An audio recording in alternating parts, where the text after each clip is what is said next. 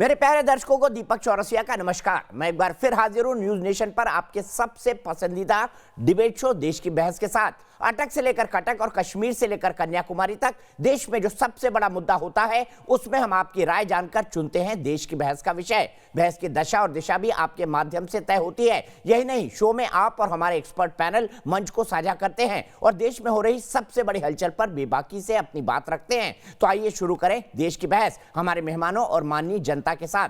आज आपने देश की बहस का जो मुद्दा तय किया है वो है मुंबई हमलों के गुनहगारों को पाकिस्तान कब देगा सजा। इसे 60% लोगों ने वोट देकर देश की बहस का मुद्दा बनाना चाहा है। 26/11 को आज 12 साल बीत चुके हैं और आज मैं कुछ ऐसी बातें बताने जा रहा हूं जो इन आंखों की देखी है। पाकिस्तान के 10 आतंकवादियों ने उस दिन देर रात मुंबई को और मुंबई के आसपास के इलाकों को और मुंबई के दिल को लूहलुहान कर दिया था।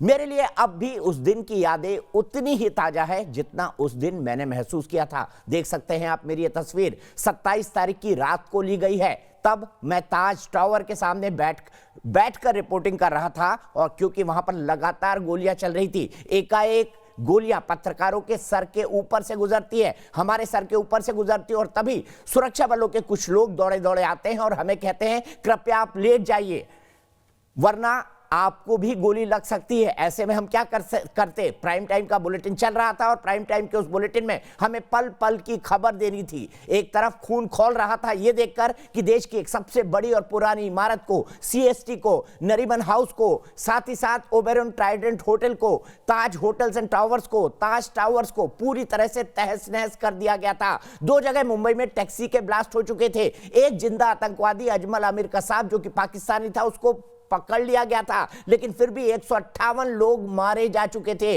अभी भी और लोगों के मारे जाने का सिलसिला होना था क्योंकि उसमें हमारे कई जांबाज मेजर और हमारे जांबाज पुलिस अफसर भी शहीद हुए हैं। तुकाराम ओमले शहीद हुए हैं, मेजर संदीप उन्नीकृष्णन शहीद हुए हैं। ये देखिए किस तरह की अफरा तफरी मची थी उस वक्त मुंबई के नरीमन पॉइंट के आसपास। इस सर्कल पर लोग भाग रहे थे, लोग दौड़ रहे थे, एक दूसरे की मदद करने की कोशिश हो रही थी और सबसे पहला हमला हुआ था छत्रपति शिवाजी टर्मिनस पर। उसके बाद हमला होता है लियोपोल्ड कैफे पर। लियोपोल्ड कैफे पर 4 लोग जाते हैं और उसके बाद वो ताज टावर में घुस जाते हैं। उनमें से 2 लोग नरीमन हाउस चले जाते हैं और बाकी के 2 लोग चले जाते हैं ट्राइडेंट ओबेरॉय होटल। और उसके बाद शुरू होता है दुनिया के सबसे खतरनाक और हौलनाक और खौफनाक आतंकी हमलों में से एक 26/11। जैसे ही मुंबई में पाकिस्तान से आए आतंकियों के हमले का इनपुट मुझे मिला था, मैं बिना देरी किए दिल्ली से मुंबई रवाना हो गया था। अगले दिन सुबह यानी 27 तारीख को मैं मुंबई पहुंच चुका था और जहां ये तस्वीर आप देख रहे हैं वहां ताज के टावर से लगातार गोलियां चल रही थी और किसी को भी नहीं पता था कि अगले पल क्या होगा। आने वाली गोली किसको लगी थी, किसको लगेगी। उस वक्त सिक्योरिटी ने हमें आगाह किया कि आप लोगों की जान भी जोखिम में है, लिहाजा अपना ध्यान रखें, लेकिन हम अपनी ड्यूटी को निभाते रहे। सुरक्षा बलों ने हमें इस पॉइंट के आगे जाने से रोका भी था और इसलिए मैं यहीं से लेटकर रिपोर्टिंग करता रहा। मेरा मकसद था कि अपने दर्शकों तक हर खबर पहुंचा सकूं। ताज की हेरिटेज बिल्डिंग और ताज टावर में एनएसजी कमांडो और मुंबई पुलिस ने मोर्चा संभाला हुआ था। हमारे जांबाज ये भी कोशिश कर रहे थे कि यहाँ जो गेस्ट फंसे हुए हैं उन्हें सुरक्षित बाहर निकाला जाता और बाहर हमारे साथ उनके परिवार वाले भी उनके लिए बेहद परेशान थे। मैंने कई लोगों को बेबसी से रोते हुए देखा है। मैंने कई लोगों को तस्वीरें लेते हुए कफ परेड और नरीमन पॉइंट के आसपास घूमते हुए देखा है। उसमें अमीर गरीब सब शामिल थे। कोई सीएसटी में अपने लोगों को ढूंढ रहा था, कोई नरीमन पॉइंट पर खड़ा था ट्राइडेंट होटल के सामने और बोल रहा था क्या आपने मेरे इस रिश्तेदार को देखा है, ये फलाने रूम नंबर में टिका हुआ है। हमारी एक पत्रकार साथी ताज होटल के अंदर रुकी हुई थी, उनके पति को मैं लगातार देख रहा था। वो रिक्वेस्ट कर रहे थे कि किसी भी तरह से अगर कोई संपर्क किसी एनएसजी कमांडो से होता है, लेकिन उस वक्त किसी को भी ऑपरेशन में डिस्टर्ब करना ठीक और मुनासिब नहीं था। ये तमाम लोग अपनों को ढूंढ रहे थे, आंखों में आंसू थे। ये सब देखने के बाद मेरे मन में ख्याल भी आया था कि क्या कोई मानवता का इतना बड़ा दुश्मन भी हो सकता है? क्या कोई निर्ममता से बेकसूरों को चुन चुन कर गोलियों से इस तरह भून सकता है? वो मंजर भूलने लायक नहीं था। आतंकियों ने ताज को आग की गोले में बदलने की पूरी कोशिश की थी, लेकिन मैंने देखा कि हमारे जांबाज देश की खातिर सब कुछ दांव पर लगा चुके थे और आतंकियों को चुन चुन कर मार रहे थे। इसके 12 साल हो जाने के बावजूद भी इंसाफ अभी भी बाकी है। हाफिज सईद जो इस पूरे के पूरे हमले का मास्टरमाइंड था, जकीउर रहमान लखवी जो इस पूरे के पूरे हमले का मास्टरमाइंड था, आईएसआई जो कि इस पूरे के पूरे हमले की मास्टरमाइंड थी, पाकिस्तान की सरकार जो लगातार डिनाई करती रही, जिसकी स्टेट पॉलिसी है टेररिज्म, वो पूरी की पूरी 26/11 की जिम्मेदार थी। 12 साल बाद भी उन लोगों का इंसाफ नहीं हुआ है जो आज हमारे साथ जुड़ेंगे। हमारे साथ पाकिस्तान से पैनल होगा, हमारे जांबाज शूरवीर होंगे जिन्होंने सीमा पर हमारी रक्षा की है, और साथ ही साथ वो प्रत्यक्षदर्शी होंगे जिन्होंने अजमल अमीर कसाब की गोलियों को अपने शरीर पर महसूस किया। ऐसे ही लोग हमारे साथ जुड़ेंगे, लेकिन सबसे पहले देखिए ये अपडेट वाली रिपोर्ट। तो देश की बहस में हमारा आज का सवाल इसी से जुड़ा हुआ है, क्या मोदी 2.0 को 26/11 का बदला लेना चाहिए मोदी सरकार से? क्या जनता ये उम्मीद करे? आप शो के दौरान अपना जवाब हाँ या ना में हमारी वेबसाइट पर दे सकते हैं, हमारे मोबाइल ऐप पर आ सकते हैं, हमारे ट्विटर हैंडल पर आ सकते हैं, हमारे फेसबुक पेज पर आ सकते हैं, और इस शो के दौरान हम आपके जवाब भी दिखाएंगे। लेकिन अगर आपकी कोई राय है, सुझाव है, कोई विचार है, कोई कमेंट है, तो आप हमें 9711002266 पर व्हाट्सएप कर सकते हैं। आप अगर शो में शामिल होना चाहते हैं तो यही रिक्वेस्ट कृपया मेरे टेलीफोन पर ना भेजें, इस नंबर पर भेज दें। मैं सीधे अपने पूरे पैनल को इंट्रोड्यूस करता हूं। भारत और पाकिस्तान से एक बड़ा पैनल मेरे साथ जुड़ रहा है, मेरे साथ दर्शक भी जुड़ेंगे, हमारे माननीय दर्शक। सबसे पहले मैं इंट्रोड्यूस करूंगा retired major general GD Bakshi साहब को, जो कि जाने माने रक्षा विशेषज्ञ हैं। इनका पद इनके कद से कहीं छोटा है, इनका कद सबसे बड़ा है, पद दूसरे पायदान पर मायने रखता है। RSN सिंह साहब है, जाने माने रक्षा और विदेश मामलों के जानकार। मेरे साथ फकर यूसुफ जही साहब हैं, पाकिस्तानी जर्नलिस्ट है। मेरे साथ डॉक्टर निशात अहमद खान है, लीडर है पाकिस्तान मुस्लिम लीग नवाज शरीफ के। मेरे साथ उज्जवल निकम साहब है, जिन्होंने अजमल अमीर कसाब का पूरा केस लड़ा, लगातार लड़ा, और हर बार हर हीरिंग के अंदर पाकिस्तान को एक्सपोज किया। फकर यूसुफ जही साहब, इसके अलावा और मैं आपको बता दूं डॉक्टर निशात अहमद खान साहब 2 आई विटनेस भी हैं, जिन्होंने आपके भेजे हुए कसाब को भेजा था जिसको फांसी की सजा हुई। मारुति माधव फट वो व्यक्ति हैं जिन्होंने देखा कसाब को उस गली के अंदर कामा हॉस्पिटल के सामने। फट साहब वो व्यक्ति हैं जिन्होंने जांबाजी से विजय सालस्कर, अशोक कामटे और साथ ही साथ जो हमारे हेमंत करकरे साहब थे उनको देखा और उनको इमरजेंसी में उनको वहां से रवाना करने की कोशिश की, लेकिन अफसोस वो गोलियां खा के शहीद हो चुके थे। मेरे साथ संदीप खिरकटकर हैं, ये RAF में इंस्पेक्टर हैं। इन्होंने कसाब को 500 मीटर की दूरी पर रोककर फायरिंग की, जिसके चलते कई लोगों की जान बच गई। सबसे पहले खान साहब जानना चाहता हूं, मतलब हमारी फिल्मों में तो मुन्नी और शीला बदनाम हुई थी, गानों में मुन्नी बदनाम हुई डार्लिंग तेरे लिए, शीला बदनाम हुई डार्लिंग तेरे लिए, ये मजाक का विषय नहीं है। लेकिन पाकिस्तान तो दुनिया में बदनाम हो चुका है, कभी 9/11 के लिए, कभी 26/11 के लिए, कभी 7/7 के लिए। हर आतंकवादी का कनेक्शन पाकिस्तान से क्यों निकलता है? खान साहब बता दीजिए, क्यों पाया जाता है आपका खास आदमी, क्या नाम है उसका, आतंकी ओसामा बिन लादेन आपके मिलिट्री एस्टेब्लिशमेंट के बगल में? और आप मुझे बताइए, ये हाफिज सईद और जकीउर रहमान लखवी को कब तक पालेंगे आप? कब तक बदनामी मोल लेते रहेंगे ऐसी? अच्छा, आप सुनिए मुझे ना, मैं हैरान हूं, आपकी जितनी भी मुल्क की एजेंसीज हैं, आपने बात की कि एक कश्ती पे सवार होकर अजमल कसाब नाम का कोई मलून या मनहूस आदमी आपके मुल्क में दाखिल हो गया। सर जियो टीवी ने क्या दिखाया था बताइए ना, उसका वालिद दिखाया था, उसकी चची जान दिखाई थी जियो टीवी ने, वो रिपोर्ट दिखा दूं आपको तब मानेंगे। बोलने दे, मुझे बोलने दें आप एक दफा, कि आपकी एजेंसी सोई हुई थी या मरी हुई थी कि कश्ती में बैठ के ठट्टा से दहशतगर्द आपके मुंबई में पहुंच गए और आपके लोगों को मार के चले गए? कहां थी वो एजेंसियां? कौन सा ये मुल्क है कि जिसमें दहशतगर्द कश्तियों के जरिए घुस गए आपके मुल्क में? आप याद कीजिए, आप ये 200-300 आदमियों की बात करते हैं, आप ही के लोग थे जिनको आप तंग करते हैं। आपके मुल्क में आतंकवादी हैं, वो लोग आपके मुल्क में हंगामे करते हैं, वही दहशतगर्दी करते हैं, वही हमारे मुल्क में दहशतगर्दी करते हैं। आपके पास तो प्रूफ ये है कि अजमल कसाब से पाकिस्तान की टॉफियां और दूध के डब्बे बरामद हो गए। भाई, पाकिस्तान के दूध के डब्बे बरामद हो गए, हमने तो आपका पूरा बंदा कलभूषण यहां से बरामद कर दिया। आपके पास प्रूफ क्या है कि कसाब हमारा पाकिस्तान का था?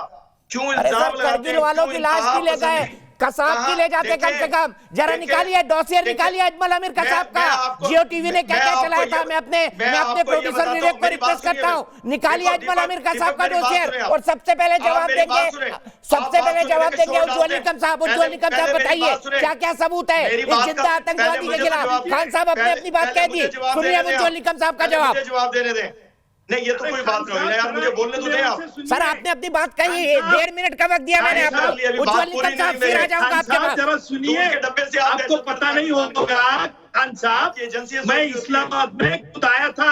अरे खान साहब जरा चुप कीजिए, जरा सुन लीजिए हमारा। खान साहब, मैं उज्ज्वल निकम बात कर रहा हूँ, पब्लिक प्रोसिक्यूटर। मैं और भारत सरकार के 3 डेलीगेशन हम इस्लामाबाद में आए थे। हमने पाकिस्तान के आर्मी ऑफिसर और होम मिनिस्टर से चर्चा की थी।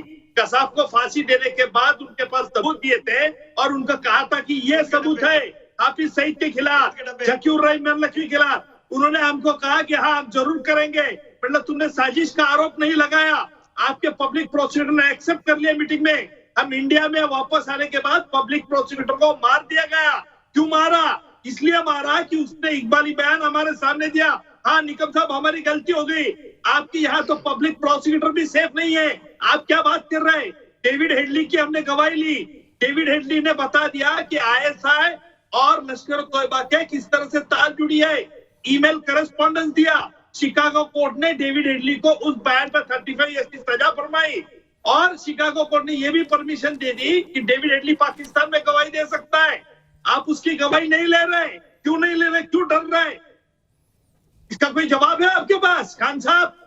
जवाब मेरे पास डर गए। डेविड हेडली का बयान क्यों नहीं ले रहे? देखें, खाली आई वॉश के लिए FATF के चक्कर में आप कार्रवाई कर देते हैं। FATF के चक्कर में आप कार्रवाई कर देते हैं हाफिज सईद के लिए, लेकिन मुंबई हमले के गुनाह पर कोई सजा नहीं। डरते हैं हाफिज सईद से। आपका क्या मुल्क है? डरपोक मुल्क जो एक आतंकवादी से डरता है ना। हमारा मुल्क आतंकवादी करता है। वो मुल्क से आपके ही आतंकवादी आते हैं। पूरी दुनिया में आप लोग मशहूर हैं। और अरे कश्मीर में क्या कर रहे हो? कोशिश करते हैं। कश्मीर में 9/11 हमने करवाया था। 9/11 हमने करवाया था। लंदन बमिंग हमने करवाई थी। बख्शी साहब मैं आपको लाना चाहता हूँ यहाँ पर। सारी दुनिया में हम आतंकवादी बेचते हैं या सारी दुनिया में पाकिस्तान आतंकवादी बेचता है? बताइए इनको जरा। दुनिया क्या सोचती है इनके बारे में, ये भी बताइए। देखिए, दिस इज अमेजिंग। ये यहां बैठ के हमारा शरेआम दुनिया का बेवकूफ बना रहे। मतलब इन्होंने, सारी दुनिया ने टेलीविजन पे देखा कैसे 10 पाकिस्तानी ट्रेंड आर्म्ड इक्विप्ड यहां आए, AK-47 से फायर खोला, वो किश्ती पकड़ी गई, वो बंदे सब वो इनमें से अजमल अमीर का सब हमारी गिरफ्त में आ गया। और उसके बाद भी ये लोग दुनिया का बेवकूफ बनाना चाहते हैं हमारा, और अभी भी इंसिस्ट कर रहे हैं कि हमारे नहीं थे, जबकि जियो टीवी ने खुद दिखाया। देखिए सर, रहमान खान पाकिस्तान के इंटीरियर मिनिस्टर ने प्रेस कॉन्फ्रेंस करके एक्सेप्ट किया। मैं बोलता हूं वो प्रेस कॉन्फ्रेंस निकाली जाए रहमान खान की। मेरे को आज एक चीज की फिक्र है, कैसे हिमाकत हुई पाकिस्तान की 26/11 की एनिवर्सरी पे फिर उसको दोहराने की कोशिश। ये तो दूसरी बात है कि हमने रोक दिया, मार डाले सारे, लेकिन कोशिश तो करी। इनका इरादा था फिर दोहराने का। अरे साहब, इसका मतलब बालाकोट का सभा काम भूल गए हैं। आप सोच रहे हैं कि चाइना आपको बचा देगा। बकवास। चाइना की मात्र 2 डिवीजन है वहां ईस्टर्न लद्दाख के सामने, हमारी 3 से ज्यादा है। कुछ नहीं कर सकेगा चीन आपको बचाने। आपने ऐसी उल्टी जुर्रत करी, आप पिटेंगे। गिठान बांध लीजिए, आप मार खाएंगे अच्छी तगड़ी, बालाकोट से दुगनी तिगनी 10 गुनी। मत अपने को जोखिम में डालिए। हम पड़ोसी नहीं बन सकते। आप खुरापाती पड़ोसी हैं, खुरापाती पड़ोसी हैं, लेकिन याद रखिए हमको नक्शे बदलना आता है। और 1971 में था भारत की फौज में, जब हमने ये हिंदुस्तान के सब कॉन्टिनेंट का नक्शा बदल दिया था। ईस्ट पाकिस्तान बांग्लादेश बन गया था। याद है आपको? याद है? लगता है याद दिलाने की जरूरत है। आप बोलते रहिए, नहीं तो आप फिर ऐसी हिमाकत नहीं करते। आपकी जैशे मोहम्मद को जरा आप चाबुक में रखिए, नहीं तो लेने के देने पड़ जाएंगे आपको। आपने क्या समझा है भारतीय खून इतना सस्ता है कि आप जब चाहे आके बहा दें। एक 26/11 के हमारे घाव नहीं भरे, आप दूसरा करने की प्लानिंग में आ गए हैं। साहब आप सोच लीजिए, आप लोग लाला लैंड में रह रहे हैं। पाकिस्तान के लोग लाला लैंड में रह रहे हैं। आपको बड़ा झटका लगने वाला है। आपकी इकोनॉमी तबाही की मंजर पे है। तबाही, सब आपका खत्म हो जाएगा। आप लड़के तो देखिए, आपकी इकोनॉमी का भट्टा बैठ जाएगा। कोई पैसा देने को राजी नहीं है आपको, ना सऊदी अरेबिया ना अमेरिका। जनरल साहब, अभी तो आपकी इतनी बात सुन के उनका गला खराब हो गया है। शो खत्म होते होते बुखार आ जाएगा।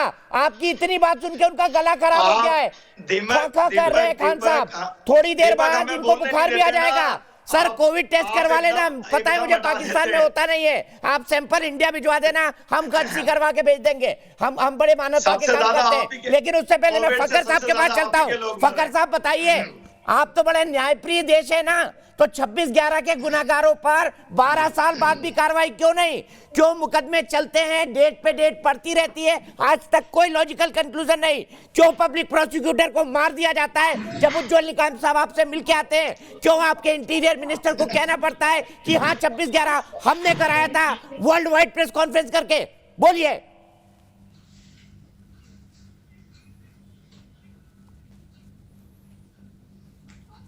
26/11 के हवाले से जो आप जिस प्रेस कॉन्फ्रेंस की बात कर रहे हैं वो 9 फरवरी 2009 को इंटीरियर मिनिस्टर रहमान मलिक ने किया था, और उन्होंने ये बात नहीं की जो आप इंटरप्रेट कर रहे हैं। बिल्कुल यही कहा था सर आपने। अच्छा हुआ माना, रहमान मलिक खान साहब की बात मानी कि उन्होंने पीसी की थी। मान लिया आपने, चलिए, थैंक यू, मान लिया आपने। रहमान मलिक ने कहा था प्रोटोकॉल है वो कहां से मिल रहा था? रशिया से, अमेरिका से, स्पेन से, इन कंट्रीज से हुआ था। दीपक देखिए, बात अगर करेंगे ना, आपको फकर साहब लंबे लंबे डोसियर दिए आपको, हजारों पेजेस के। एक बार एस एम कृष्णा साहब के साथ मैं पाकिस्तान गया, दूसरी बार पी चिदंबरम साहब के साथ। हर उस बायलैटरल मीटिंग में शामिल रहा हूं जो हुई है कसाब और लखवी के लिए, या फिर हाफिज सईद और लखवी के लिए। क्या क्या बोलते थे आपके लोग, मुझे पता नहीं है। क्या झूठ बोल रहे हैं आप नेशनल टीवी पर? आप तो मान गए ना, रहमान मलिक ने माना था। कसाब का घर किसने दिखाया था? जियो टीवी ने। जिसकी बात कर रहे हैं, कसाब का घर किसने दिखाया था? जियो टीवी ने। मैंने दिखाया था। कसाब पाकिस्तान का है, किसने दिखाया था? जियो टीवी ने, आपका चैनल था। देखिए दीपक, मेरी बात सुने। आप जितना मर्जी मतलब चिल्ला ले, उससे कोई फायदा नहीं है। बात अगर आप करेंगे टू द पॉइंट और मैं भी करूंगा तो शायद कोई कंक्लूजन निकल आएगा, अदरवाइज कुछ भी नहीं होगा। बख्शी साहब जैसे जो हमारे बड़े सीनियर हैं, तो वो भी धमकियां देके कि पाकिस्तान को खत्म कर देंगे। इससे मसले नहीं सॉर्ट आउट होते। देखिए, फिक्स एंड फिगर के ऊपर अगर हम बात करेंगे तो ज्यादा बेहतर होगा। ये आप लोगों ने बात की कि जिसको आपने बिठाया हुआ पैनलिस्ट, उनका मुझे नाम नहीं आता, कि वो कह रहे कि मैं पाकिस्तान आया था। पाकिस्तान से भी बहुत सारे लोग आए थे। अजमल कसाब के साथ उनको क्यों नहीं मिलने दिया गया? उनकी गवाही क्यों नहीं लेने दी गई? आप कहते हैं कि कलभूषण से जबरदस्ती बयान दिलवाया गया, तो यही बात पाकिस्तान भी करता है कि अजमल कसाब से आपने जबरदस्ती बयान दिलवाया। अगर अदालती काम कहते हैं तो अदालत में जाके वो बयान दिया जाता है, तो तब वो इंटरनेशनली और नेशनली, आपके लॉ में भी है, पाकिस्तान के लॉज में भी और इंटरनेशनल लॉज में भी है कि वो बयान तब माना जाता है। कितने फेक ट्रायल दिए गए अजमल कसाब को बताइए, फिर जनरल बख्शी और सिंह साहब। उज्ज्वल निकम साहब एक कमेंट, फिर सिंह साहब, फिर जनरल बख्शी। अभी मैं बताता हूँ क्या क्या हुआ है। आप लोग पढ़ लिख के नहीं आते, पाकिस्तान का पढ़ने लिखने से कोई लेना देना नहीं है। उज्ज्वल निकम साहब बताइए, कितनी फेक ट्रायल दी गई कसाब को? इसका इस देश में विरोध भी हुआ। ये कहा गया कि चौराहे पे गोली मार दी जाए उसको। दीपक जी, इनको पता नहीं है। भाई साहब जरा मेरा सुन लीजिए। अभी बहुत अच्छी चीज, भाई साहब जरा मेरा सुन लीजिए, मैं क्या बात कह रहा हूँ। अरे भाई पहले सुन लीजिए हमारा, हम क्या कह रहे हैं। देखिए भाई साहब, दुनिया में, पूरे दुनिया में ये पहला वक्त ऐसा होगा कि जो लाइव टेररिस्ट के खिलाफ जो ट्रायल चली, वो ओपन ट्रायल चली। हमने मीडिया को, पूरी इंटरनेशनल मीडिया को कोर्ट में बैठाया था। कसाब के लिए 2 एडवोकेट गवर्नमेंट ने अपॉइंट किए थे। ओपन ट्रायल थी। मीडिया, हर कोई फॉरेन कंट्री का मीडिया का रिप्रेजेंटेटिव था। और इतना ही नहीं, तो अजमल कसाब का इकबाली बयान पे हम नहीं डिपेंडेंट है। हमारे पास ऐसे संगीन सबूत जो मिले, जो आपके आका लोग कराची से कंट्रोल रूम से आदेश दे रहे थे ना, उसको हमने इंटरसेप्ट किया। और वो इंटरसेप्ट करने के बाद ये बात एफबीआई ने मान ली, हमने नहीं मानी। मैंने एफबीआई के 2 एजेंट एग्जामिन किए बंबई के कोर्ट में, आपको कुछ पता नहीं है? आप जरा होमवर्क कीजिए, विदाउट होमवर्क चैनल पे मत आइए, पैनल डिस्कशन में मत आइए। या हर कोई बंदा का होमवर्क है। और हमने FBI के एजेंट को मुंबई के कोर्ट में एग्जामिन किया। नहीं, विदाउट होमवर्क नहीं, पूरा दिन। अरे जरा सुन लीजिए ना, सुनने के बाद आप जवाब दीजिए। मुझे वो कहानी आप ना सुनाए, अपना प्रोपेगेंडा रखिए अपने पास, मुझे ये ना बताएं। अरे भैया, तुमको सुनने में कोई तकलीफ है क्या? बकते रहोगे, साहब एक मिनट रुक जाइए, उज्ज्वल निकम जी को पूरा करने दीजिए, उसके बाद आपके पास आऊंगा। आप दोनों लोग बोल चुके हैं, सिंह साहब बिल्कुल नहीं बोले, फिर जनरल बख्शी को बोलना है। उज्ज्वल साहब कंक्लूड करिए। फखर साहब आपको ऑडियो नहीं जा रहा है, उज्ज्वल साहब कंक्लूड करिए। डेविड हेडली ने जो ईमेल करस्पॉन्डेंस किया है, इनको पता नहीं है पाकिस्तानी मेरे दोस्त को, कि जो डेविड हेडली ने ईमेल करस्पॉन्डेंस जो दिया है, ईमेल करस्पॉन्डेंस से बात साफ जाहिर होती है। उसमें पाकिस्तान के आर्मी ऑफिसर के नंबर दिए, हमने वो सब पाकिस्तान को शेयर किया है। हमने पाकिस्तान को नौशेर के मार्फत शेयर किया, और पाकिस्तान को हमने ये भी दरखास्त की थी कि आप इनका एविडेंस लीजिए डेविड हेडली को। पाकिस्तान अब तक नहीं ले रहा है। आपने हाफिज सईद को क्यों नहीं अरेस्ट की? और इतना ही नहीं तो जकीउर रहमान लखवी जो लश्करी कमांडर है, उसके भी खिलाफ हमने डॉक्यूमेंट्री एविडेंस दिए। हमने सिर्फ कसाब का एविडेंस नहीं दिया, हमने डॉक्यूमेंट्री एविडेंस दिए, अमेरिकन FBI के एजेंट के दिए। इसलिए अमेरिका अब इसलिए पाकिस्तान अब चुपचाप बैठा है। हमारा यह कहना क्या, उन तमाम लोगों के खिलाफ पाकिस्तान ने एक्शन लेना चाहिए, ताकि आप पाकिस्तान को दिखा सकते हैं। देखिए, फखर यूसुफ जही और खान साहब सुनिए, मैं सिंह साहब को इनवाइट कर रहा हूँ, आप दोनों नहीं बोलेंगे। सुनिए, भारत का सेंटीमेंट क्या है आपके बारे में? दूध मांगे तो खीर देंगे, कश्मीर मांगेंगे तो चीर देंगे, चीरेंगे आपको। क्यों?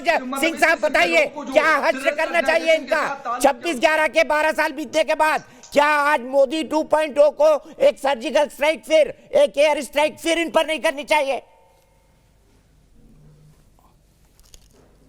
बड़ी बड़ी बातें कर रहे हैं अभी लोग यहां पर। अगर हिंदुस्तान में ये कोई समझता है, कोई भी विश्लेषक की, नहीं, मैं कह रहा हूं, अगर हिंदुस्तान में कोई भी विश्लेषक ये समझता है कि ये कभी सच बोलेंगे या ये कबूल करेंगे कि इन्होंने ये समुद्री जिहाद किया था, या पहली बार इतनी बड़ी एक मैरीटाइम जिहाद इन्होंने की थी, तो ये सबसे बड़ी भूल है। आपको मैं बता दूं, और ये दुनिया में कोई नहीं इसको डिस्प्यूट कर सकता, ये भी नहीं डिस्प्यूट कर सकते हैं कि पाकिस्तान में पाकिस्तान के लिए कोई लड़ने वाला नहीं है। हर कोई जो लड़ता है वो इस्लाम के नाम पे वो जिहाद के करता है, पाकिस्तान के लिए कोई नहीं लड़ता है। और आपको बता दूं कि वहाँ पे जो लड़ाकू लोग हैं वो पाकिस्तान मिलिट्री एकेडमी में नहीं पैदा होते, वो जैश ए मोहम्मद जैसे एकेडमी में पैदा होते हैं, वो लश्कर ए तोयबा के एकेडमी में पैदा करते हैं। और आज से नहीं, आप 1946 का वो डायरेक्ट एक्शन, वो जिन्ना का, वो आप देख लीजिएगा, जिसमें उसने कहा था कि इंटरिम गवर्नमेंट मैं इसलिए ज्वाइन कर रहा हूँ क्योंकि ये भी एक डायरेक्ट एक्शन का एक फ्रंट है। तो ये फ्रंट इनको बनाने की बहुत पुरानी आदत है। आप साहब, आप फ्रांस में कुछ होता है, आप गाली देने लगते हो मैक्रोन को, ये हुआ, ब्लास्फेमी हो गई। और मोहम्मद साहब के नाम पर कोई सेना बनाता है तो तुमको शर्म नहीं आती? वो ब्लास्फेमी नहीं तुमको दिखता? और इस्लाम का ठेका ले रखा है तुम लोगों ने, वो आपको नहीं, वो नहीं दिखता? और आप बताओ कि 47 में आपने कबीले भेजे, आपने 65 में जिब्राल्टर किया, 71 में अल बदर ब्रिगेड और अल शम्स ब्रिगेड आपने जमायते इस्लामी को इस्तेमाल किया बांग्लादेश में। तो ये मुल्क जो कि आपकी मिलिट्री को कहो कि थोड़ी शर्म करे कि ये जिहादियों के पीठ पर ये कितनी दिन ये चलोगे। और यहाँ पे आके ये कौन सी भाषा बोलते हो, मुझे नहीं समझ में आती है, मुझे ये भाषा नहीं समझ में आती है, कौन सी भाषा ये बोलते हो? और आप इनसे उम्मीद करते हो कि ये कबूल करेंगे? इनके नस नस में जिहादी, इनका प्राइम मिनिस्टर जिहादी, इनका मिलिट्री जिहादी। और जिस दिन भारत इस चीज को समझ लेगा, जिस दिन आपको उस समय भी समझ में नहीं आई जब इनके यहाँ ओसामा बिन लादेन पकड़ा गया था।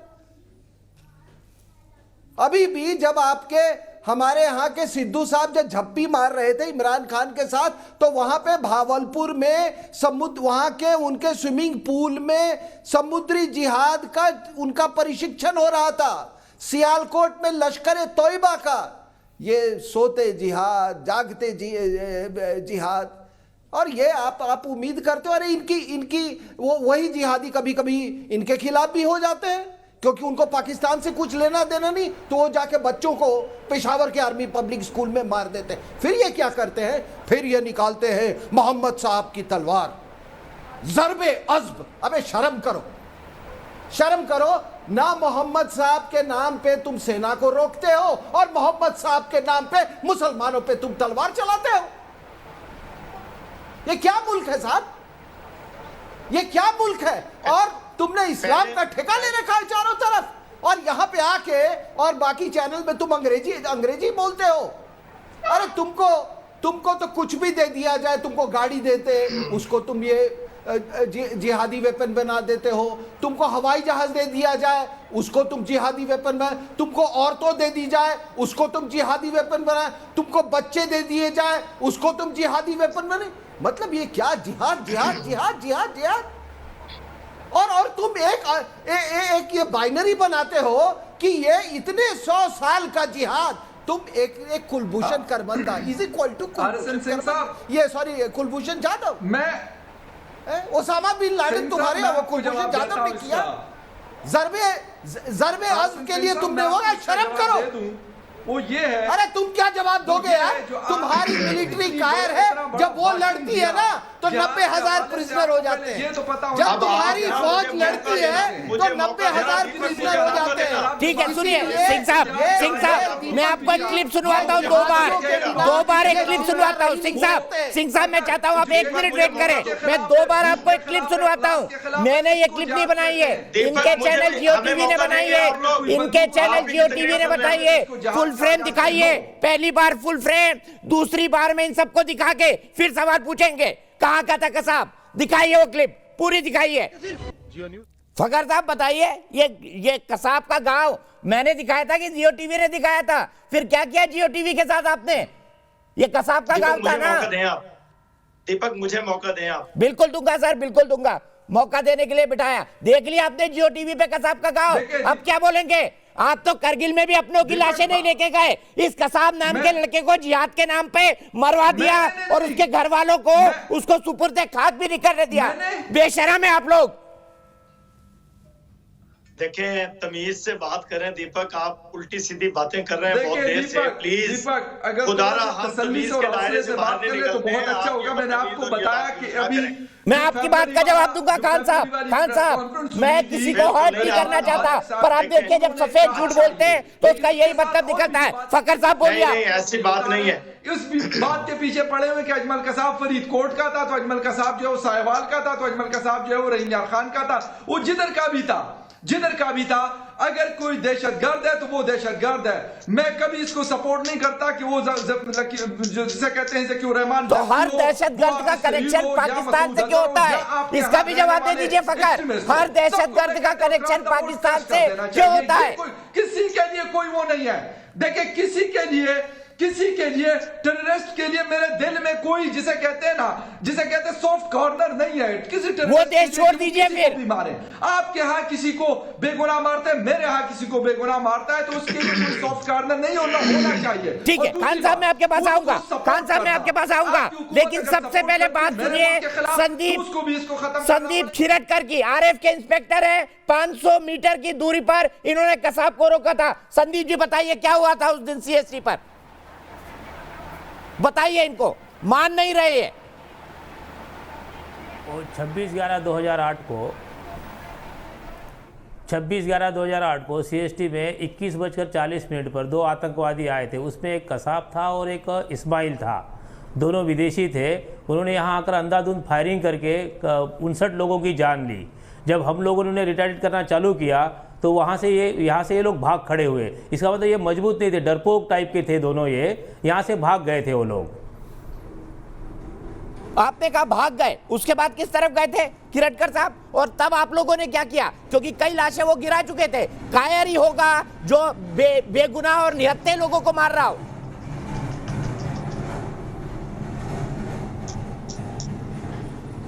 यहाँ से भागने के बाद तो टाइम्स ऑफ इंडिया का ब्रिज से होते हुए हमारे अपने आज़ाद मैदान साइड गए थे ये लोग। जब वो लोग अपने हमारे क्षेत्र से बाहर साइड गए थे, वो पुलिस लोगों ने उनको घेर लिया था, तो हम लोग यहाँ जो CST में जो लोग पड़े थे उनको रेस्क्यू कर रहे थे। ठीक है, और कसाब को तुकाराम ओबले ने पकड़ा था, बहादुरी के साथ पकड़ा था। अनिल जैन के पास मुंबई में चलता हूं, कामा हॉस्पिटल गए थे, वहां फायरिंग किए थे। ठीक है उज्जवल साहब, एक मिनट। अनिल जैन मुंबई से, अनिल जैन एक क्विक कमेंट बताइए। आप पाकिस्तान के पैनलिस्ट को सुन रहे हैं, 12 साल बाद भी जो इसके गुनाहगार हैं उन पर कार्रवाई नहीं, क्या करना चाहिए ऐसे में भारत को पाकिस्तान के साथ? सर ये लातों के भूत है, ये बातों से नहीं मानेंगे। इनको पहले जैसा जो चमत्कार किया था सर्जिकल स्ट्राइक करके, वैसे ही कुछ करके इनको समझाना पड़ेगा। इनको बातों से आप या डोसियर देके ये सब नहीं समझा सकते। मैं इनको ये पूछना चाहता हूँ कि जैसे कसाब है या इस्माइल है, इन्होंने जो बेगुनाह को कत्ल किया यहाँ के, क्या इस्लाम की इजाजत देता है इनको? ठीक है, क्या इस्लाम इनकी इजाजत देता है? सर इसी को ये लोग जिहाद बोलते हैं, जिहाद। जिहादी लोग हैं पाकिस्तान के अंदर। मैं सीधे उज्जवल निकम साहब के पास जाऊंगा और उसके बाद डॉक्टर खान को लेकर आऊंगा। उज्जवल निकम साहब देखिए, आपने सुना आई विटनेस को, आप इस केस को शायद दुनिया में सबसे बेहतर समझते हैं, क्या कहेंगे? अब ये भी मानने को तैयार नहीं है। हमने जियो टीवी का क्लिप दिखा दिया, अब ये कह रहे दहशतगर्दी बुरी चीज है, बोया पेड़ बबुल का आम कहां से पाए? दीपक जी, खान साहब को शायद इस बात का पता भी नहीं होगा कि इन्होंने जिस प्रकार साजिश की थी और इनका मकसद क्या था। 26/11 का आतंकी हमला ये सिर्फ बंबई पे हमला नहीं था, तो ये प्रॉक्सी वॉर करके हमारे सुप्रीम कोर्ट ने मान लिया, भारत से इन्होंने युद्ध खेला था। और इसके बैक में पाकिस्तान की ISI और आर्मी के बड़े बड़े अफसर थे। इसके सबूत हमें प्राप्त हुए और ये सबूत डॉक्यूमेंट्री एविडेंस पे प्राप्त हुए जो हमने पाकिस्तान को सौंप दिया है। जहां पठानकोट में जब पाकिस्तान के अटैक किया था उसके बारे में भी सबूत दिए। पहले हमने पाकिस्तान के टीम को, इन्वेस्टिगेटिंग टीम को पठानकोट केस में बुलाया था, वो आए, हमने बोला कि हमको भी एग्जामिन कर रहा है, उन्होंने नकार दिया। पाकिस्तान हर बार ये आतंकवादियों को बना देता है, इतना ही नहीं तो उनको उकसाता है। लेकिन हाफिज सईद आज भी खुलेआम भारत के खिलाफ बोलता है कि भारत से जंग करो। हमारा सवाल खान साहब ये है आपको, क्यों पाकिस्तान इनके खिलाफ कड़ी एक्शन नहीं लेता है? फाइनेंशियल एक्शन टास्क फोर्स ने यह भी साफ कह दिया है कि जब तक पाकिस्तान में आतंकवादियों का बढ़ावा दिया जाता है तब तक उनको ग्रे लिस्ट में डाला, अभी बारी आई है उनको ब्लैक लिस्ट में डाला है। तब तक पाकिस्तान चीन पर कहां तक निर्भर रहेगा? आप हमारे खान साहब जरा आप अपनी सरकार को सुनाइए कि चीन पे भरोसा मत रखिए। चीन पे भरोसा, वो उनकी बाउंड्रीज बढ़ा रही है। अगर आप लोग पाकिस्तान सरकार को ठीक सलाह देंगे तो मुझे लगता है कि इमरान खान पर कुछ समझेगा, नहीं तो इसी वास्ते आप चलते रहेंगे तो आप फिर एक दिन फंसने वाले हैं। खान साहब सर ये फंसो मत, ये हंसने का जरूरत नहीं है। सर ये पाकिस्तान है ना, ये देश नहीं बचा है सर, ये चीन की कॉलोनी बन गया है। इसको तस्दीक सिंह साहब भी करेंगे और मेरे साथ नए मेहमान मेजर जनरल के सिन्हा बन गए, जुड़ गए, वो भी करेंगे। खान साहब बताइए, एक मुल्क जो 47 में धर्म के आधार पर बटा, अपने आप को पाक कहा, अब वो उस देश की कॉलोनी क्यों बन गया है जहां पर अल्लाह अकबर कहने से दाढ़ी कटवा दी जाती है, कंसंट्रेशन कैंप्स में रख दिया जाता है? आप चीन की कॉलोनी कैसे बन गए? अच्छा, अब दीपक मैं देखिए आधे घंटे से मैं सुन रहा हूं आपको, थोड़ा सा हौसले से सुनना आप ना। आपकी बेवकूफों वाली बातें मैंने सबकी सुनी, और दूसरी आपने कहा कि सर समझदारी की बातें तो आपने भी नहीं कही है, क्योंकि सच तो आप बोल नहीं रहे। आप देखो, समझदारी की बातें तो आपने भी नहीं की है, क्योंकि सच आप बोल नहीं रहे। आपने दूसरा सवाल किया भारत को क्या करना चाहिए। भारत को डूब मरना चाहिए कि 10 लोग। सर डूब के कौन मरेगा ये तो इतिहास बता देगा। कौन सा देश पहले खत्म होगा ये इतिहास बता देगा। कौन सा देश पहले खत्म होगा ये इतिहास बता देगा। और सुन लीजिए रहमान मलिक को, रहमान मलिक ने क्या कहा था, सुन लीजिए रहमान मलिक को। बाद मुझे टाइम दिया और फिर आपने मुझे सर डूब मरने की बात कहेंगे तो मेरे अंदर भी दिल है, तब मैं कहूंगा देश पहले पाकिस्तान नहीं बचेगा, देश ही खत्म हो जाएगा। सुन लीजिए रहमान मलिक को। किसी की फास्ट करने की इंस्ट्रक्शन ना हम मानी है ना हम मानेंगे। हम अपने हिसाब से चल रहे हैं। मिली बैंड साहब तो कल आए थे, मैं तो परसों की ये इन्वेस्टिगेशन ऑर्डर कर चुका हूं, इसलिए आई होप कि उसको उस तनाजुर में ना देखा जाए। आज भी मैं इन्फॉर्मेशन ही कह रहा हूं, एविडेंस नहीं कह रहा हूं। और इन्फॉर्मेशन जो उसमें लीड्स हैं, लीड्स में अच्छे खासे क्लूज हैं, तो उन क्लूज को हम आगे लेके बढ़ रहे हैं। और एविडेंस की जो डेफिनेशन है वो something material, something tangible, something which you can take to the court of law. Naturally जब हम कोई केस रजिस्टर करेंगे या हमारी इंक्वायरी आगे चलती है तो ये सारी चैलेंजेबल होंगी। तो देयरफॉर हम वो कोई ऐसे नाइव काम नहीं करेंगे जिसको कल को आपके मुल्क को एम्बैरसमेंट हो। तो क्यों इन्वेस्टिगेशन ऑर्डर करी थी बताइए ना। रहमान मलिक ने किस दबाव में थे? क्यों प्रेस कॉन्फ्रेंस में आके बोल रहे थे हाँ अजमल कसाब के बारे में हमको पता लगा है, हाँ 26/11 के बारे में हमको पता लगा है। और नवाज शरीफ की पार्टी के है ना, नवाज शरीफ साहब ने ही कहा था करगिल को लेकर मेरे पीठ में छुरा घोंपा परवेज मुशर्रफ ने, मैंने तो नहीं कहा था। नवाज शरीफ साहब हर जगह कहते हैं बात कि करगिल को लेकर परवेज मुशर्रफ ने मेरी पीठ पर छुरा घोंपा था। इसकी भी बात कर दीजिए ना साहब, क्यों बोलते हैं नवाज शरीफ? और क्यों मरियम नवाज बोल रही है कि ये मुल्क अब भिखारी का कटोरा लेने लायक रह गया है? क्यों बोलती है मरियम नवाज? क्यों बोला कराची के रैली में? ये भी बता दीजिए। अब बताइए डूबकर कौन मरेगा, भारत या पाकिस्तान? पाकिस्तान एक अजीम मुल्क है अल्हम्दुलिल्लाह। मरियम नवाज को समझा दीजिए ना अपनी पार्टी की सदर को। बोलते हैं फिर आप हमारे बोलती बंद क्यों करते हैं चैनल पे? हम बोल सकते हैं, हम जवाब भी दे सकते हैं। सर मैं बता रहा हूँ ना, तो अपनी सदर मरियम नवाज को समझा दीजिए पाकिस्तान एक अजीब मुल्क है। वो तो गाली दे रही है, वो कह रही है कटोरा लेकर खड़ा है पाकिस्तान। पाकिस्तान एक अजीम मुल्क है, इसीलिए आपके ऊपर दहशत सवार रहती है पाकिस्तान की। सर एक बार सर्जिकल स्ट्राइक, एक बार एयर स्ट्राइक, फिर भी नहीं सुधरेंगे आप। बजाय पाकिस्तान पाकिस्तान कहते हैं। क्यों कहते हैं? इसलिए कि आपको हमारा खौफ है। और दूसरा ये है कि बिल्कुल नहीं, पाकिस्तान में कोई ऐसा पता नहीं है। सर वो पाँव कांप रहे थे, वो बाइट निकालो इनके नेता की, इनके नेता की बाइट निकालो। पाँव कांप रहे थे, पाँव कांपने वाली बाइट सुनाओ सर। पाँव कांप रहे थे, क्या निकाले खान साहब? पाँव कांपने वाली बाइट सुनाओ। पाँव कांप रहे थे उसके, आपके विदेश मंत्री के, शाह महमूद कुरैशी के, मोदी का नाम सुन के। मुल्क पाकिस्तान है बिल्कुल। तो ये बातें हैं खुदारा। सर पाँव कांप रहे थे शाह महमूद कुरैशी के, आपके ही बड़े नेता बोल रहे थे पाकिस्तान की संसद में। मैं नहीं बोल रहा था, सुनवाता हूँ, रुकिए सुनवाता हूँ आपको। सीधे चलता हूँ मैं फर साहब के पास। फर साहब क्या कहेंगे इनकी ये बात सुनकर? और फिर शगुन अरोड़ा गाजियाबाद। देखिए खान साहब का बात सुनकर मुझे तो बहुत गुस्सा आ रहा है, लेकिन ये तो सीनियर है। 26/11 का मैं वहाँ जब डेली मेरा दिन भर का ड्यूटी करके मैं शाम को 7 बजे घर पे आया था और 9 बजे से 9 साढ़े 9 बजे से वहाँ पर CST पर फायरिंग करके ये दोनों आतंकवादी कामा हॉस्पिटल में आ जाते हैं। और वहाँ से कामा हॉस्पिटल में IPS दाते साहब के ऊपर ग्रेनेड फेंक कर वो संजीवेश कॉलेज पे आते हैं। और जब वापस हमारे जो सेक्रेटरी है उन्होंने मुझे मंत्रालय में बुलाया था, तो अपनी ड्यूटी में निभाने जा रहा था, तो वो दोनों आतंकवादी मेरे सामने आ गए। और मुझे लगा कि वो कॉलेज के स्टूडेंट है, लेकिन उन्होंने 2 पुलिस वाले के ऊपर फायर किया। फायर करने के बाद में मुझे समझ में आया कि यही 2 आतंकवादी है। तो मैं उनके आंख के ऊपर गाड़ी चढ़ाने की कोशिश की, तो वो लोग फुटपाथ के ऊपर गिर गए। गिरने के बाद में मेरी गाड़ी वहाँ अटक गई और उसमें उन्होंने मेरे ऊपर फायरिंग किया। आप देख रहे हैं ये जख्म जिंदा है, ये जिंदगी भर जिंदा रहेगा। मेरे 3 उंगली चली गई है, कमर में गोली लगी है और आज भी नहीं मान रहे। शहीद हाफिज जैसे लोग पूरे पाकिस्तान में खुलेआम घूम रहे। कसाब को फांसी हुई, उस पर हम खुश नहीं है, लेकिन ये हमला करने वाले जो इसके मास्टरमाइंड है उनको भी खत्म करना चाहिए। बिल्कुल खत्म करना चाहिए और हम खत्म करेंगे। शगुन अरोड़ा गाजियाबाद से, फिर के जनरल के सिन्हा साहब मैं आपके पास आऊंगा। शगुन अरोड़ा बोलिए, आप क्या कहना चाहेंगी? क्या भारत को 26/11 का बदला नहीं लेना चाहिए? न्यू इंडिया को जिसकी बात आप करते हैं, जिसने एक एयर स्ट्राइक किया, जिसने एक सर्जिकल स्ट्राइक किया, शगुन बताइए आप। जी बिल्कुल लेना चाहिए। इनको पता चलना चाहिए कि ये पुराने वाला भारत देश नहीं है, ये वो भारत देश है जो आज ईंट का जवाब पत्थर से देना जानता है।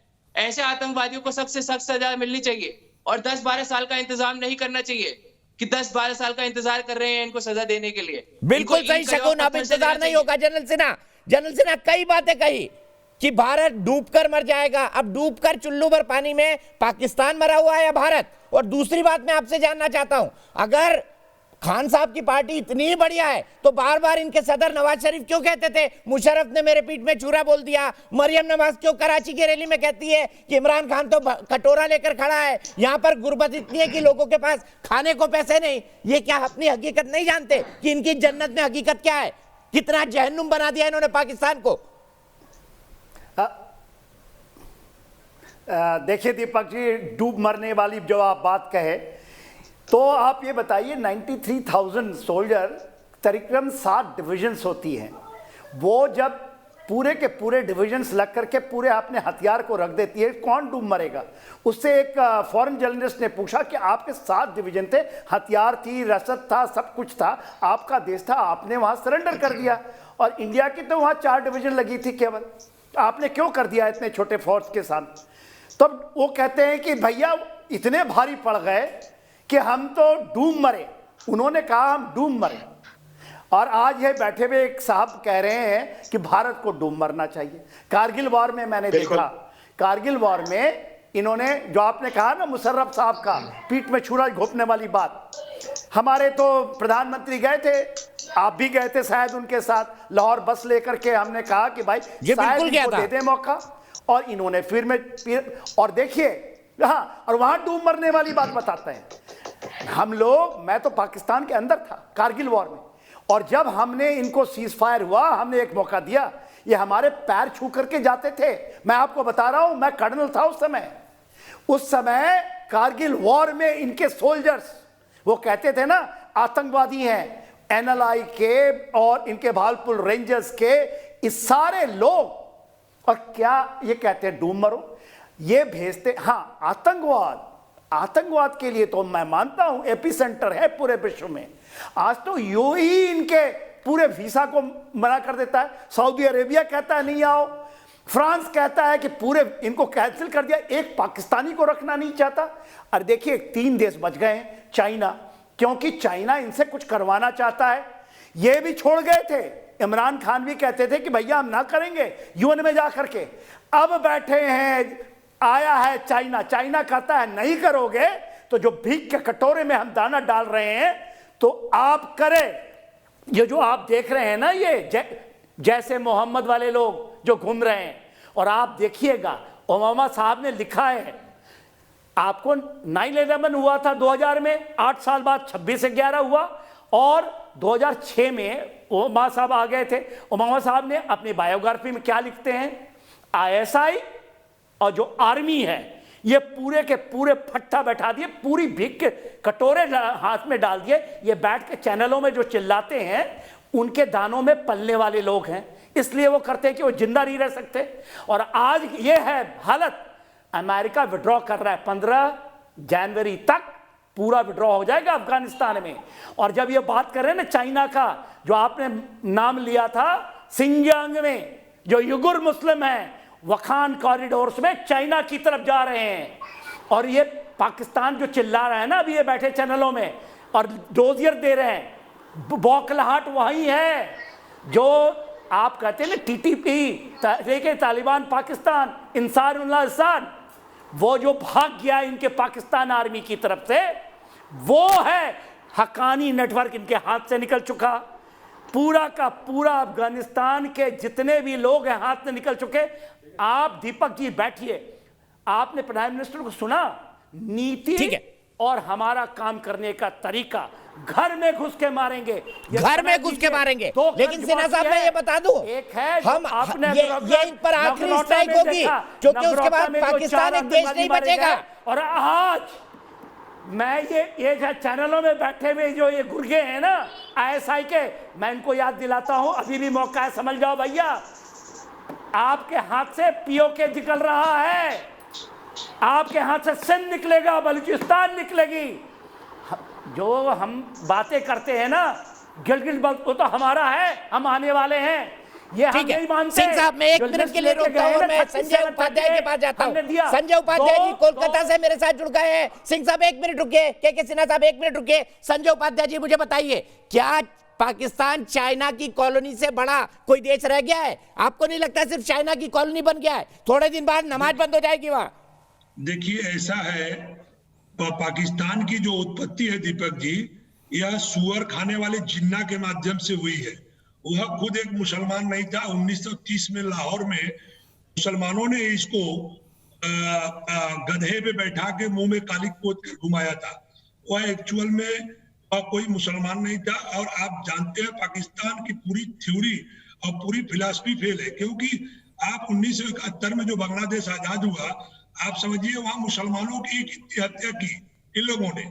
ठीक है, मुसलमानों की ही हत्या, और वो होता है पाकिस्तान के अंदर भी। अहमदिया की क्या हालत है, शिया की क्या हालत है, बलूचों की क्या हालत है, सिंधियों की क्या हालत है, जरा इंटरनेट पे सर्च करिए, पढ़िए, मुझे भी पॉइंट्स भेजिए। डॉक्टर खान और फक्कर भाई से पूछना होगा। ब्रेक के लिए रुकते हैं। तो देश की बहस में आपका एक बार फिर स्वागत है। नए फैक्ट्स मेरे पास आए हैं, वो भी मैं आपको बताऊंगा। पाकिस्तान के पूर्व स्पीकर अयाज सादिक, जो कि डॉक्टर खान की पार्टी के, पैनल को इंट्रोड्यूस करते हैं। मेरे साथ रिटायर्ड मेजर जनरल के सिन्हा साहब है, डेकोरेटेड आर्मी ऑफिसर है। मेरे साथ मारुति माधव फड़ साहब है, जिन्होंने बहादुरी से आतंकवादियों का मुकाबला किया था। मेरे साथ आरजू काजमी है, पाकिस्तानी पत्रकार हैं। मेरे साथ डॉक्टर इरशाद अहमद खान साहब हैं, पाकिस्तान मुस्लिम लीग नवाज शरीफ पार्टी के नेता हैं। मेरे साथ आरजू काजमी है, पाकिस्तानी जर्नलिस्ट है, और फकर यूसुफ जई साहब है, पाकिस्तानी जर्नलिस्ट है। देविका रानौत मेरे साथ हैं। देविका 26/11 की पीड़ित है। ये वही शख्स है जिनकी जांबाजी की बदौलत से इन्होंने कसाब से गोली खाई और उसको पहचाना भी बिना डरे। सर, इसको कहते हैं भारत के लोग। हम उस तरह के नहीं है कि करगिल में अपने सैनिकों के शव छोड़ के चले जाएं। कसाब अपना बेटा, उसको सुपुर्दे खाक ना करे। 1971 वार में 93,000 हमारे सोल्जर, जो आपके सोल्जर जो हैं, वो सरेंडर कर दें भारत के कम सोल्जर्स के सामने। खान साहब पसीना पोंछ लीजिए, आगे कुछ और बता रहा हूं आपको, और आपके पार्टी के नेता की बाइट सुनाऊंगा। 13 फरवरी 2009, 12 फरवरी को प्रेस कॉन्फ्रेंस होती है। पसीना और पहुंचिएगा डॉक्टर खान, क्योंकि ये प्रेस कॉन्फ्रेंस में आपको सुना रहा हूं रहमान मलिक की। रहमान मलिक उस वक्त इंटीरियर मिनिस्टर थे। 12 फरवरी को प्रेस कॉन्फ्रेंस होती है और 13 फरवरी को डॉन में फ्रंट हेडलाइन छपती है, पाकिस्तान की धरती से हुआ Mumbai attack. Rahman Malik interior minister Pakistan, और प्रेस कॉन्फ्रेंस में क्या बोलते हैं, मैं कोट कर रहा हूं उसको। मलिक ने बताया कि यह हमला लश्कर से जुड़ा हुआ है। लश्कर के अबू हमजा, रियाज और सादिक ने इन हमलों में मदद की। इस साजिश से जुड़े हुए 3 नाम पाकिस्तानी हुकूमत की गिरफ्त में हैं। मलिक ने इस साजिश के बारे में कहा कि आतंकियों ने मुंबई पहुंचने के लिए पाकिस्तान के कराची शहर से 3 जहाज लिए थे। बोट की बात कर रहे हैं वो। इस बोट के इंजन को जहां से खरीदा गया उसका पता चल चुका है। खान साहब, शर्म आ रही है थोड़ी सी? ये आपके इंटीरियर मिनिस्टर कह रहे थे, शर्म आ रही है थोड़ी सी? शर्म, अब चुल्लू बरपानी किसे चाहिए? झूठे, देखिए शर्म आप लोगों को नहीं आती, अब झूठे सच्चे वाकयात बनाते हैं सर। ये और बना के फिर जब हम बोलने लगते हैं, फिर आप फॉरवर्ड कर देता हूं डॉन की कॉपी आपको। डालते हैं ना, फकर को याद होगा, फकर याद है, डॉन अखबार है भारत का कि पाकिस्तान का। बताइए इनको, आपको कलभूषण याद है? कलभूषण याद है आपको? हजारों भूषण का आपको आईसीजे ने क्या बोला आपको भी पता है, कहा के सारे आपको भी पता है। फकर रहमान मलिक की प्रेस कॉन्फ्रेंस याद दिला दीजिए। रहमान मलिक की आरजू आप याद दिलाएंगे? रहमान मलिक याद है आपको? कश्मीर याद है जहां हजारों लोगों को रोज शहीद कर रहे हैं आप? अरे आपको शर्म आनी चाहिए। रिटोरिक, सिन्हा साहब, मरना चाहिए, मतलब झूठ बोलने की मशीन है पाकिस्तानी नेता। झूठ बोलने की मशीन। झूठ बोले कौवा काटे। झूठ बोला आप ही को काटेगा कौवा। कौवा की चील भी काटेगा, बाज भी काटेगा। सिन्हा साहब बताइए, इनको कौवा काटेगा, शेर उड़ा ले जाएगा, कौन काटेगा इनको बताइए? फिर मैं देविका के पास जाऊंगा। अभी भी नहीं मान रहे। तारीख बता दी, प्रेस कॉन्फ्रेंस की जगह बता दी, पाकिस्तान का अखबार बता दिया, कहां से वोट खरीदी ये भी बता दिया, फिर भी नहीं मान रहे। जी हाँ, आप अजीब बातें कर रहे हैं कि जी वो पकड़े, उन्होंने मारे, उन्होंने फिर कॉमन है आज भी। अयाज सदीक आपके नेता है ना, उनकी बाइट में सुनाऊंगा। अयाज सदीक आपके नेता है ना, आपके स्पीकर रह चुके हैं। अभी सुनाऊंगा। के सिन्हा साहब बोलिए, फिर देविका के पास जाऊंगा। जी देखिए दीपक जी, एक चीज बहुत कॉमन है, जो इनके फॉरेन मिनिस्टर थे ना, जो जिसकी आप भाषा शायद सुन रहे होंगे कि उनके पसीने कांप रहे थे, पैर कांप रहा था। सुनाऊंगा सर, सुनाऊंगा। छोड़ दो हमारे शेर, भारतीय शेर को। वो साहब उस समय भी फॉरेन मिनिस्टर थे, आपको याद होगा, और वो दिल्ली में थे। 26/11 जब हुआ तो वो दिल्ली में ही थे, और जब दिल्ली में थे तो उन्होंने दिल्ली में क्या कहा कि हाँ, हम पहुंचते ही पाकिस्तान पहुंचते हुए, क्योंकि मुरिदके के अंदर में आपको जॉनी मेजर का याद होगा, एयरफोर्स चीफ का, वहां एक स्ट्राइक का ये प्लान था कि जो जेईएम, जो इसका लश्कर तैयबा का हेडक्वार्टर है पंजाब में, वहां पर स्ट्राइक होगी। तो उन्होंने यहां से करके भाग गए। वही साहब हैं जो आज जब ये हो रहा है और ये कहते हैं ना, इनको शर्म की बातें करते हैं, झूठ बोलते हैं। अरे आप तो इतने श्रिंक हो गए कि आपको पूरे OIC, organisation of Islamic corporations के 53 मेंबर्स डंप कर गए। अरे खान साहब कहां भाग रहे हैं, वापस आ जाइए। वो कहता है, अरे खान साहब कहां जा रहे हैं, वापस आइए। भागिए मत, भागिए मत। सुन ले, सुनिए। कभी भागेंगे नहीं। खान साहब आपको ही याद दिलाता हूं, और तथ्यों के ऊपर चिल्ला करके नहीं, तथ्यों के ऊपर दिलाता हूं। और आप सुने, यूएई के आप सऊदी अरेबिया के पीछे घुसते थे, $2 अरब, $2 बिलियन वो मांग लिया है। आप चाइना से लेकर दे दिया, चाइना का हालत खराब हो गया। अमेरिका ने कहा कि जो ये है ना आपके युगुर, वहां से हटा दिया, प्रतिबंध हटा दी, वो मिलिटेंट नहीं है अब, वो फ्रीडम फाइटर है। सारा का सारा गन आपके ऊपर है। और सुने, आप जो चाइना के पीछे समझ रहे थे ना, जो ईस्टर्न लद्दाख में 2 डिवीजन लेकर आया था, हमारे 3.5 डिवीजन हैं। चाइना के पैर कांप रहे हैं। वहां के लोगों के साथ, अलबदर के साथ मिलकर के आपने कहा ना, कुछ करो। जो आप कर रहे हो ना, इसकी भुगतान POK के अंदर, गिलगिट बल्तिस्तान, क्योंकि वो हम आ रहे हैं। ठीक है, यहाँ पर जितने बैठे हैं ना, आरजू काजमी जी, तैयार रहो। मैं आपको बताता हूं, 2 हमारी आपने किया है ना नगरोटा में, 4 आतंकवादियों को हमने सुपर्दे खाक कर दी, बम फेंक कर जला दिया। आज हमारे 2 मारे हो ना, इसकी आपको सूद के साथ। और प्रधानमंत्री ने कहा है ये बालाकोट से भी भयंकर होगा।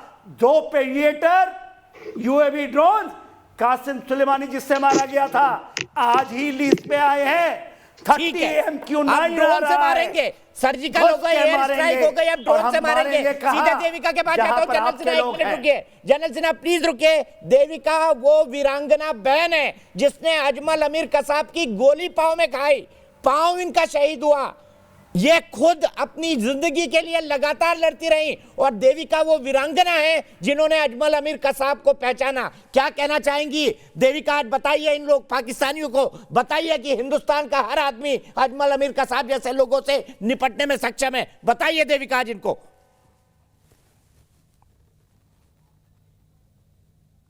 बड़ी झूठी प्रेस है ना, कि वो हर बार झूठ बोलते रहती है। हम इतने सबूत देने के बाद भी बोलते हैं कि हमारे आतंकवाद नहीं है, ये नहीं है, वो नहीं है। पाकिस्तान जैसे बड़ा देश झूठा कोई नहीं है दुनिया। तो बस आतंकवाद पालते हैं, आतंकवाद को यहाँ भेजते हैं। उनकी वजह से हम जैसे मासूम लोगों को गोली लगती है, कई लोग आज के दिन ही 12 साल पहले मुझे गोली लगी, मेरे आंखों के सामने कई लोग मरे गए और कई लोग घायल हुए। आज के दिन ही कई पुलिस ऑफिसर शहीद हुए। इन्हें कभी शर्म नहीं आती, क्योंकि इनके घर में से कोई मरता तो नहीं है ना, इनके घर में तो किसी को गोली लगती नहीं है। तो आते हैं, भाषण देते हैं, कुछ भी बोल के चले जाते। जब इन्हें पता चले कि गोली का दर्द क्या होता है, लाइफ में प्रॉब्लम क्या होती है, तभी उन्हें समझेगा। तो ये तो गोली खाने के आदी हो चुके हैं, आपको पता नहीं, आपको पता नहीं देविका, ये तो खाने के आदी हो चुके हैं। आरजू, कल ही आपके प्रधानमंत्री का इंटरव्यू देख रहा था, selected prime minister Imran Khan, वो क्या कह रहे थे पता है? मुझे बहुत डर लग रहा है क्योंकि मुझे कहा जा रहा है इजराइल को मान्यता दे दो। उससे पूछा गया कि भाई कौन सा देश कह रहा है? ना नाम मत पूछो। बोले क्या मुसलमान देश बोल रहे हैं इजराइल को मान्यता दे दो? ना नाम मत पूछो, बाद में बताऊंगा। अरे डरते क्यों हो आप इतना? आप क्या देश बचे हो? आरजू, मैं तो यही सवाल पूछ रहा हूं, देविका भी यही सवाल उठा रही है कि क्या कोई कंट्री बचा है पाकिस्तान कि 4-5 टुकड़े होके ही मानेगा? बिल्कुल, क्यों नहीं बचा। चौरसिया साहब, अगर पाकिस्तान कोई कंट्री ना होता तो मैं और फकर यूसुफ और दूसरे लोग यहाँ बैठ के बात ना कर रहे होते। सर मैं तो पाकिस्तान के बारे में जब भी लिखता हूँ ब्रैकेट में RIP लिख देता हूँ, रेस्ट इन पीस। आप इतना आतंकवाद करते हैं फिर भी मैं पाकिस्तान के लिए रेस्ट इन पीस ही लिखता हूँ। मेरी बात सुने, चौरसिया साहब, लेट मी कंप्लीट प्लीज। देखें, आप जो बात कर रहे हैं ना, बिल्कुल पाकिस्तान ने जो है इसके ऊपर काम किया है। अगर ये साफ साफ कहा गया है कि अगर पाकिस्तान की सरजमीन से किसी के लिए भी कुछ नुकसान किया जाएगा तो हम उसके ऊपर एक्शन लेंगे। तो 12 साल में लखवी और हाफिज सईद का क्या किया आपने? आप लोगों ने कोई सबूत नहीं दिया। 12 साल में लखवी और हाफिज सईद का क्या किया आपने? खान साहब भागिए मत, खान साहब भागिए मत, खान साहब रुकिए, आपको बाइट सुनानी आपके नेता की। क्या किया?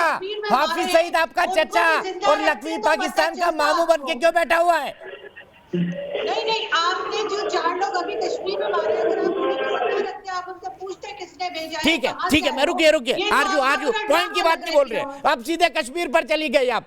भारत में हर ऑटो और बस में लिखा रहता है दूध मांगोगे तो खीर देंगे, कश्मीर मांगोगे तो चीर देंगे, इससे नीचे कुछ नहीं। आरजू, ये पिक्चर मैंने भी देखी है, मैंने भी सर बहुत बार देखी है, सनी देओल की फिल्में मुझे भी पता है, लेकिन ये बात आप कर नहीं सकते।